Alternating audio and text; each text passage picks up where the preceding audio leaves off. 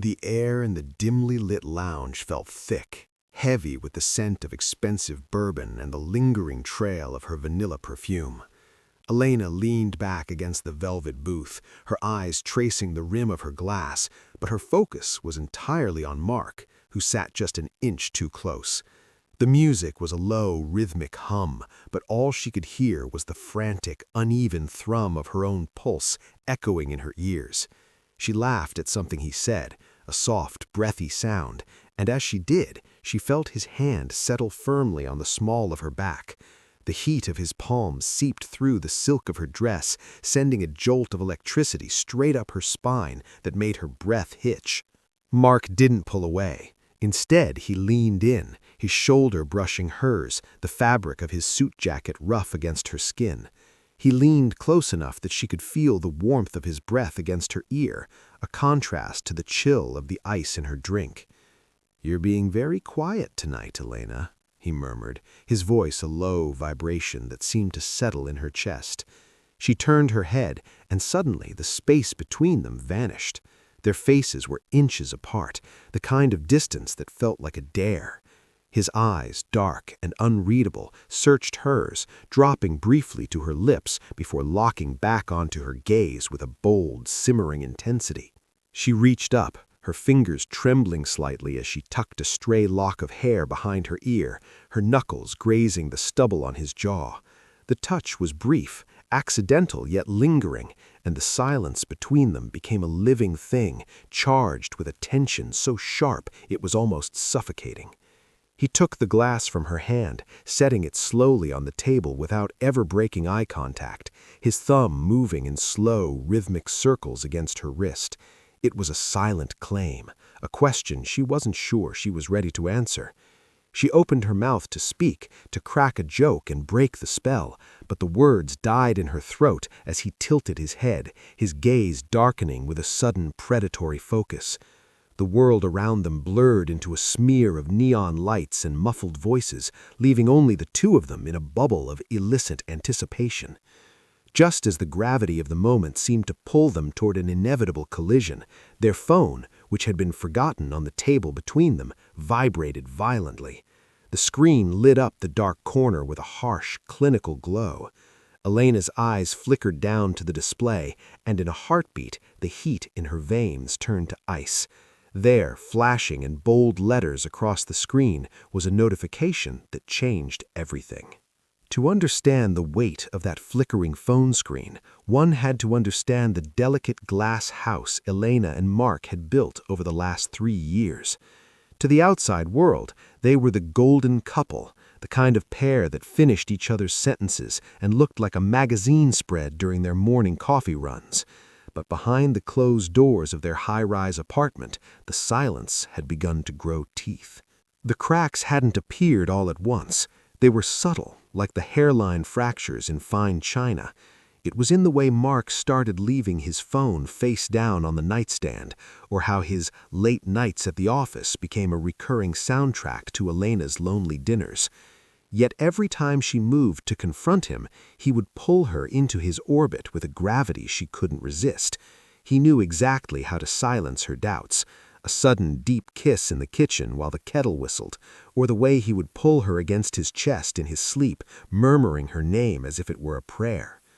Tonight, before they arrived at the lounge, there had been a moment of deceptive peace.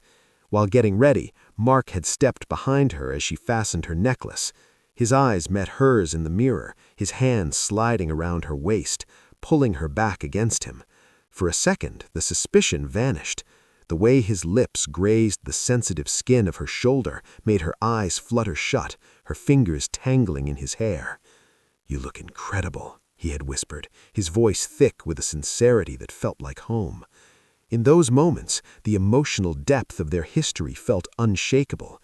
They had survived family tragedies and career failures together. He was the only one who knew the exact shade of blue that made her feel calm, and the specific way she took her tea when she was stressed. But as the night wore on, the romantic tension felt increasingly like a mask. Elena noticed the way his gaze wandered toward the door whenever a new guest arrived, and how his thumb nervously tapped a rhythm against his thigh, a tell he'd had since college when he was hiding something. The attraction was still there, burning like a low-grade fever, but it was now laced with a bitter aftertaste of anxiety. She found herself craving his touch while simultaneously fearing what it was trying to distract her from. As they sat in that velvet booth, the air between them was a battlefield of unspoken truths. Every flirtatious remark felt like a diversion tactic. Every intense look felt like a plea to keep the fantasy alive for just one more hour. She wanted to believe the man holding her hand was the same man who had promised her forever, but her intuition was screaming a different story. She looked back down at the glowing phone. The name on the screen was a jagged blade cutting through the velvet darkness of the room. It wasn't just a message, it was a memory Elena had spent 2 years trying to bury. The message was brief, but it bled with an intimacy that felt like a slap. "I'm still thinking about how you looked tonight. Don't stay out too late." Elena's heart hammered against her ribs, a frantic bird trapped in a cage. She didn't pull her hand away from Mark's. Instead, she gripped his wrist, her nails digging slightly into his skin. The jealousy was a physical thing, a sharp, green fire licking at her nerves. She looked from the phone up to his eyes, searching for a flicker of guilt, but all she found was a calculated calmness that terrified her. "Is there something she needs to tell you, Mark?" Elena's voice was a low, dangerous velvet. Mark didn't flinch. He slowly reached out, his fingers sliding up her arm to the nape of her neck, pulling her just an inch closer until their foreheads touched. The scent of him, cedarwood and betrayal, swirled in her senses. "I'm imagining ghosts, Al," he whispered, his thumb tracing the line of her jaw with a tenderness that felt like a lie. The temptation to believe him was a heavy weight. He began to trail his lips along her cheek, a slow, agonizingly bold move that was meant to possess her senses and drown out her logic. For a moment, she let her eyes close, leaning into the forbidden comfort of his heat. The conflict was tearing her apart. She hated him for the secret, yet the threat of losing him made her crave his proximity with a desperate, hungry intensity. But as his hand moved to turn the phone over, hiding the screen, Elena felt the final thread of her patience snap. The suspense of the unknown had been replaced by the agony of the almost certain. Every touch now felt like a distraction, every whispered word a cover-up for a deeper, more scandalous truth. She wasn't just competing with a memory anymore. She was standing on the edge of a cliff, and the man she loved was the one tempting her to jump. The ride back to the penthouse was a suffocating vacuum of heavy breathing and city lights blurring past the windows. Mark drove with a white-knuckled grip on the steering wheel, while Elena stared out the side window, her reflection ghost-like against the glass. The air conditioning hummed, but the interior of the car felt like an oven, baked by the silent rage and the undeniable magnetic pull that still existed between them despite the lies. The moment they stepped through the front door, the heavy oak clicked shut, sealing them in a tomb of their own making. The apartment was dark, illuminated only by the rhythmic sweep of a nearby lighthouse beam crossing the ceiling. Mark didn't turn on the lights. Instead, he dropped his keys on the marble console, the sound echoing like a gunshot, and turned to face her. "Elena, stop," he commanded, his voice raw. He stepped into her personal space, trapping her between his body and the cold wood of the door. The closeness was unavoidable now, a physical pressure that made her lungs ache. He placed both hands on the door on either side of her head, leaning in until their chests brushed with every shallow breath. "I'm looking for reasons to break us. Why?" he breathed, his voice trembling with a mix of fury and a break-hearting longing.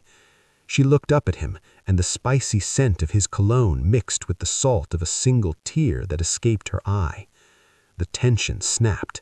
Mark didn't answer with words. He grabbed her waist and pulled her flush against him, his movements bold and desperate, as if he could absorb her into his skin and make her forget the world outside this room. His lips were a fraction of an inch from hers, the heat radiating between them enough to light the dark.